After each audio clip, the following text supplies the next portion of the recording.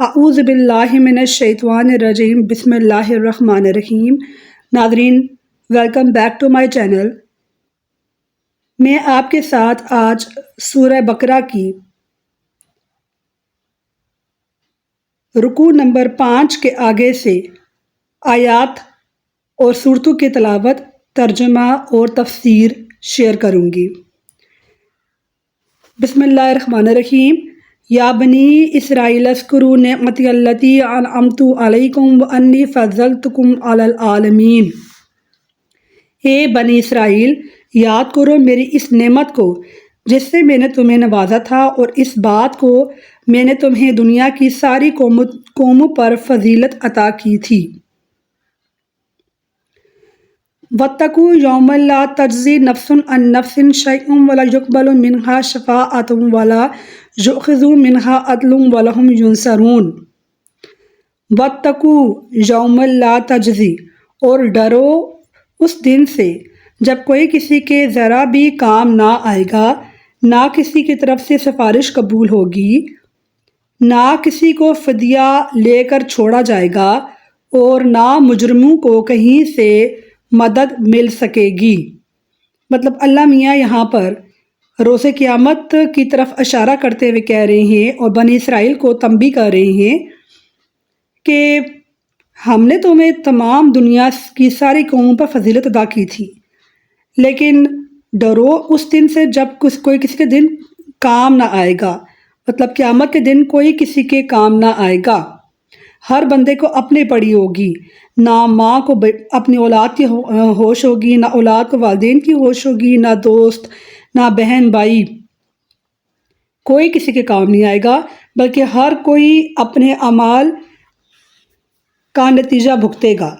اللہ میاں بنی اسرائیل کو اس بات کی طرف ان کو تنبیہ کر رہے ہیں، ان کو اشارہ دے رہے ہیں کہ یوم قیامت سے ڈرو اور اس کے لیے تم تیاری کرو۔ اس دن کسی کی سفارش قبول نہ ہوگی، نہ کسی کو فدیہ لے کر چھوڑا جائے گا۔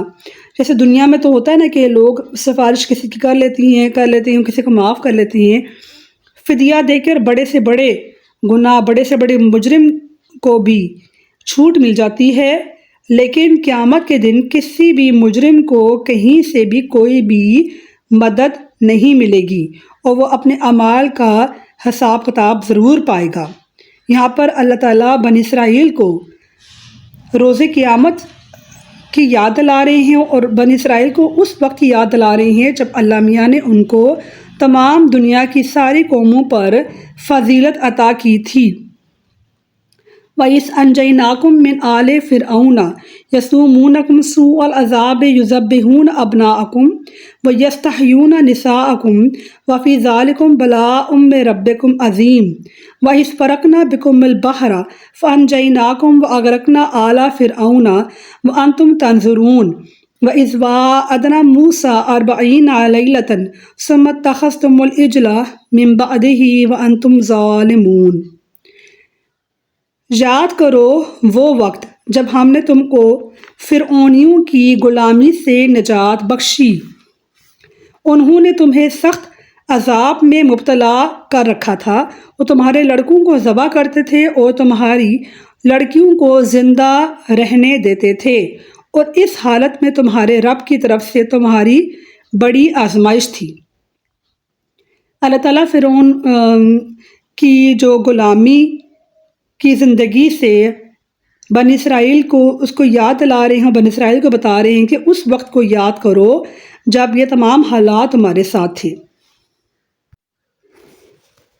ان آیات کے مطابق اللہ تعالیٰ بنی اسرائیل کو وہ وقت یاد دلا رہے ہیں جب فرعون کی غلامی میں بنی اسرائیل تھے، اور بنی اسرائیل پہ فرعون جو ظلم و ستم کرتے تھے ان میں یہ شامل تھا کہ وہ ان پہ سخت عذاب نازل کرتے تھے، ان کے لڑکوں کو ذبح کرتے تھے اور لڑکیوں کو زندہ رہنے دیتے تھے، اور اس حالت میں تمہارے رب کی طرف سے بڑی آزمائش تھی۔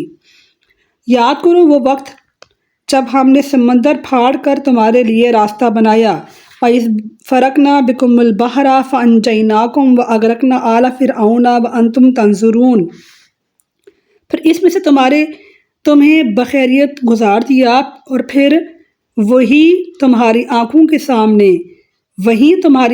سامنے فرعونیوں کو غرقاب کیا، اور پھر وہی تمہاری آنکھوں کے سامنے فرعونیوں کو غرقاب کیا۔ وَأَغْرَقْنَا آلَ فِرْعَوْنَ وَأَنْتُمْ تَنظُرُونَ، تمہاری آنکھوں کے سامنے۔ وَإِذْ وَاعَدْنَا مُوسَىٰ 40 لَيْلَةً ثُمَّ اتَّخَذْتُمُ الْعِجْلَ مِن بَعْدِهِ وَأَنْتُمْ ظَالِمُونَ، اور یاد کرو جب ہم نے موسیٰ کو 40 شبانہ روز کی قرارداد اوپر بلایا، تو اس کے پیچھے تم بچھڑے کو اپنا معبود بنانے لگے۔ اس وقت تم نے بڑی زیادتی کی تھی، مگر اس پر بھی ہم نے تمہیں معاف کر دیا۔ یہاں پر اللہ تعالیٰ بنی اسرائیل کو ان تمام واقعات کی طرف اشارہ دے رہے ہیں جو پیچھے پاسٹ میں ہو چکی تھی۔ گائے اور بیل کی پرستش کا مرض بنی اسرائیل کی ہمسایہ اقوام میں ہر طرف پھیلا ہوا تھا۔ مصر اور کنعان میں اس کا عام رواج تھا۔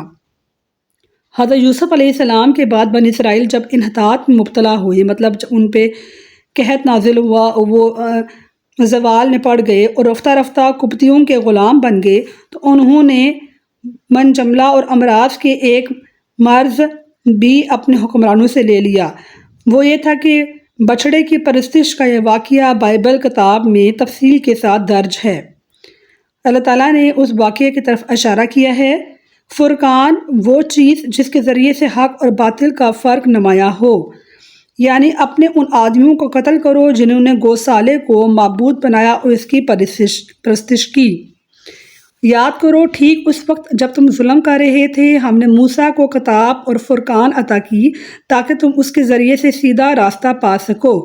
بنی اسرائیل پہ کیے گئے اللہ تعالیٰ کے احسانات، اللہ تعالیٰ ان احسانات کا ذکر کر رہی ہیں، لیکن بنی اسرائیل اتنی زیادہ ناشکری قوم تھی اور اتنی کم ظرف قوم تھی کہ اللہ تعالیٰ نے ان پہ اتنے احسانات کیے تھے، من و سلوہ بھی اتارا تھا، اور ان کو اللہ میاں نے کتابیں بھی ان پہ نازل کی تھی، نبی بھی ان پہ آئے تھے، لیکن پھر بھی بنی اسرائیل نے اللہ تعالیٰ کی ناشکری کی تھی۔ اور وَإِذْ آتَيْنَا مُوسَىٰ الْكِتَابَ وَالْفُرْقَانَ لَعَلَّكُمْ تَهْتَدُونَ، یاد کرو اس وقت جب تم یہ ظلم کر رہے تھے، ہم نے موسیٰ کو کتاب اور فرقان عطا کی تاکہ تم اس کے ذریعے سے سیدھا راستہ پا سکو۔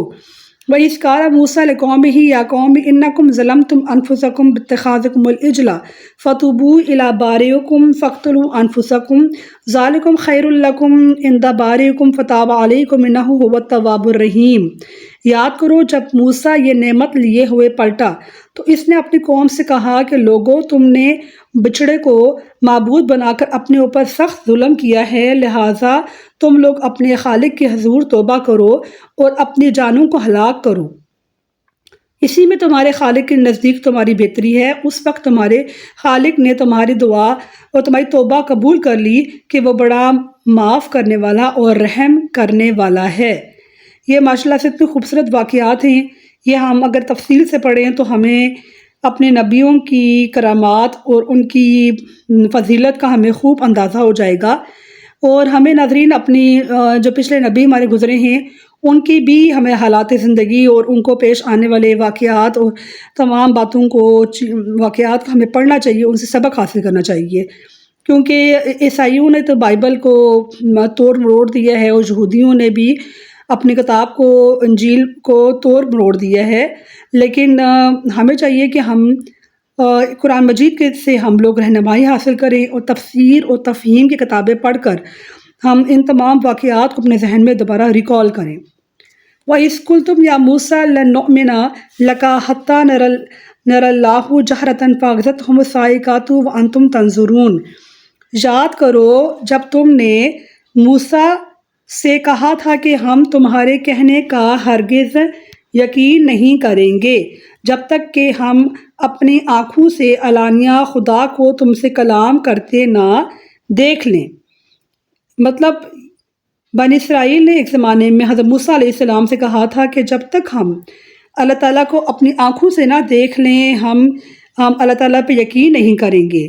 اس وقت تمہارے دیکھتے دیکھتے ایک زبردست سائیکے نے تم کو آ لیا اور تم بے جان ہو کر گر گئے، سائیکاتا، اور تم بے جان ہو کر گر گئے۔ ثم بعثناکم ثم بعد موتکم لعلکم تشکرون، مگر پھر ہم نے آپ کو جلا اٹھایا شاہد کہ اس احسان کے بعد تم شکر گزار بن جاؤ۔ صدق اللہ العظیم، جزاک اللہ۔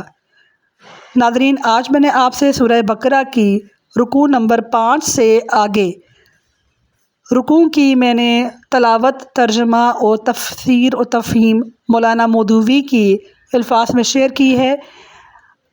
میری اس ویڈیو کو صدقہ جاریہ سمجھ کے شیئر کیجیے اور اگلی تمام پارٹس کے ساتھ بھی آپ اٹیچ رہیے اور اپنی دعاؤں میں یاد رکھیے گا۔ شکریہ، اللہ حافظ۔